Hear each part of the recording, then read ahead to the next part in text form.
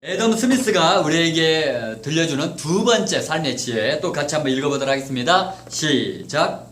인간이 불행해지는 가장 큰 이유는 자신이 언제 진정으로 행복한가를 모르기 때문이다. 네, 애덤 스미스께서 두 번째 우리에게 들려주는 삶의 지혜는 인간이 불행해지는 가장 큰 이유는 자신이 언제 진정으로 행복한가를 모르기 때문이래요. 21세기는 인문학의 시대예요. 인문학의 시대라는 건 뭐냐면 인본 시대에 사람이 최고로 존중받는 시대, 사람이 세상의 어떤 모든 것들을 초월해서 가장 가치가 있는 존재로 여김을 받는 시대라는 걸 말해요. 그래서 21세기는 인문학의 시대인데요. 자, 인문학의 시대라는 것은 이제는 사람이 중심이 되는 그런 시대가 된다라는 거예요. 제가 늘 얘기하지만, 자, 신이 사람을 만들었어요. 신이 하늘도 만들고 땅도 만들고 사람도 만들었다고 그래요. 자, 그런데 신이 사람을 왜 만들었을까요? 신이 사람을 만든 이유와 목적이 있다라는 거예요.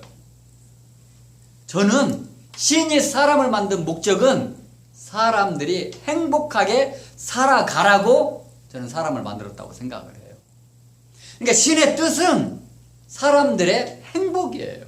어떻게 보면 지금 이 시대의 인문학 시대, 사람이 존중받는 시대, 사람이 최고의 가치인 시대는 어떻게 보면 신의 뜻과 부합하는 시대라고 저는 생각을 합니다. 그래서 아리스토텔레스도 이런 말을 했잖아요. 아리스토텔레스는 인생의 목적은 행복에 있다고 그랬어요. 우리가 살아가는 모든 목적은 행복에 있다라는 거예요. 그 말은 맞는 것 같아요. 우리가 오늘 월요일 밤에 7시에 이렇게 모여가지고 공부하고 있어요.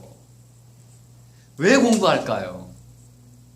이거를 다른 말로 하면 행복해지기 위해서예요. 내가 행복하게 살아가기 위해서 지금 공부하고 있는 거예요. 사실 우리가 돈을 버는 이유도 내가 행복하기 위한 거고요. 내가 공부를 하는 이유도 내가 행복하기 위한 거예요. 내가 이렇게 독서를 열심히 하는 이유도 어떻게 보면 결국 내가 행복하게 살기 위해서예요. 자, 그런데 문제가 있어요. 신이 인간을 만든 목적은 모든 사람들이 행복하게 살아가라고 만들었다고 저는 생각을 해요. 그리고 아리스토텔레스가 말한 대로 우리가 살아가는 모든 인생의 목적은 행복에 있어요. 그리고 대부분 사람들이 전부 다 행복한 삶을 살기를 원해요. 그런데 정말 행복하게 살기를 원하는데 정작 행복하게 살아가는 사람은 많지 않다라는 거예요. 행복하지가 않아요, 다들. 그 이유가 있어요. 사람들이 행복하게 살기를 원하는데 행복하게 살지 못하는 이유가 있어요. 그건 뭘까요? 저는 다른 건 없다고 생각해요. 가장 큰 이유는 행복하게 살아가는 방법을 몰라서라고 저는 생각해요.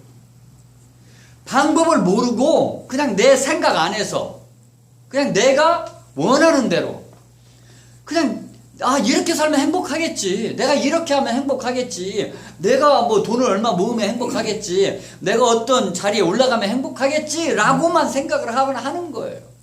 내 생각 안에서. 그런데요, 행복할 수 있는 방법이 있다라는 거예요. 자, 내가 행복하게 살아갈 수 있는 방법을 배우려면 어떻게 해야 될까요? 가장 중요한 것은 행복하게 산 사람들에 대한 그 사람들의 방법을 배우는 거예요. 행복하게 살아간 사람들, 어떤 사람이 행복하게 살아가는지를 보고 그 사람에게 배우는 거예요. 자, 우리가 행복한 모든 사람들을 만나볼 수는 없잖아요. 그래서 우리는 두 가지를 해야 돼요. 독서하거나 좋은 강의를 듣거나. 어떤 사람에 대한 책을 읽거나 어떤 사람에 대한 강의를 듣냐면 바로 행복하게 살다가 간 사람. 이 세상에 와가지고 정말 행복하게 살아갔던 사람들에 대한 책을 읽고 그 사람들에 대한 강의를 듣는 거예요. 그래서 그 행복에 대한 방법을 배우는 거예요.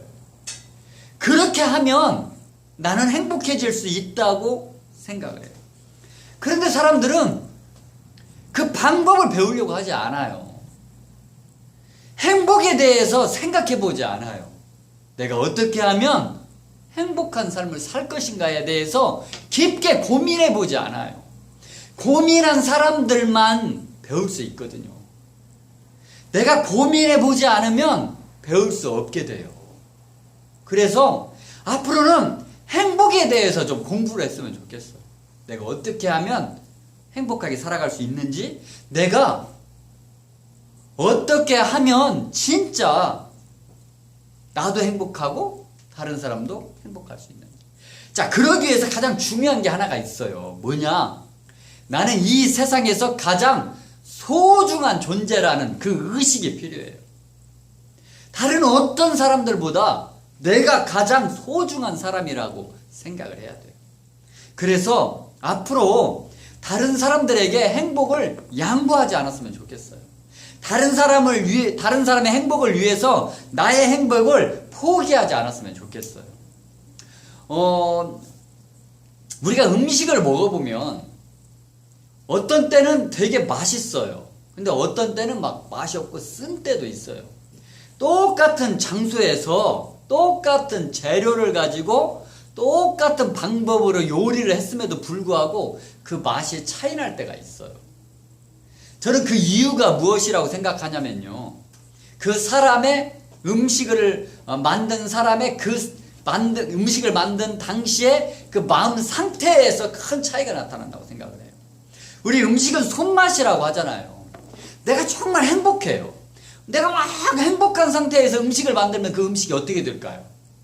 내 손을 통해서 꿀이 들어간다고 생각을 해요. 그래서 음식이 달고 맛있게 된다고 생각해요. 그런데 음식을 만드는 그 순간에 내가 막 분노가 있고 막 마음이 굉장히 안 좋아요. 그런 상황에서 음식을 하면 이 손을 통해서 뭐가 들어갈까요? 저는 독이 들어간다고 생각해요. 미움이 들어간다고 생각해요. 그럼 그 음식이 맛있을 수가 없게 되겠죠. 그래서 내가 우선 먼저 행복해야 돼요. 그래야 다른 사람도 행복하게 해줄 수 있는 거예요. 그러기 위해서 나는 세상에서 가장 소중한 사람이다 라는 의식이 필요해요. 신의 뜻은 사람들의 행복에 있어요. 우리가 살아가는 모든 존재의 이유와 목적은 행복에 있습니다. 그래서 앞으로 우리 행복하게 살았으면 좋겠어요. 행복하게 살기 위해서 두 가지. 첫째는 행복하는 방법을 좀 배우는 거예요. 그리고 두 번째는 내가 이 세상에서 가장 소중한 사람이라는 의식을 가지고, 그래, 나는 이 세상에 가장 소중하니까 나는 얼마든지 행복할 권리가 있어 라고 살아가는 거예요. 그러면 그 두 가지를 하면 저는 모든 사람들이 다 행복할 수 있다고 생각합니다. 이상입니다.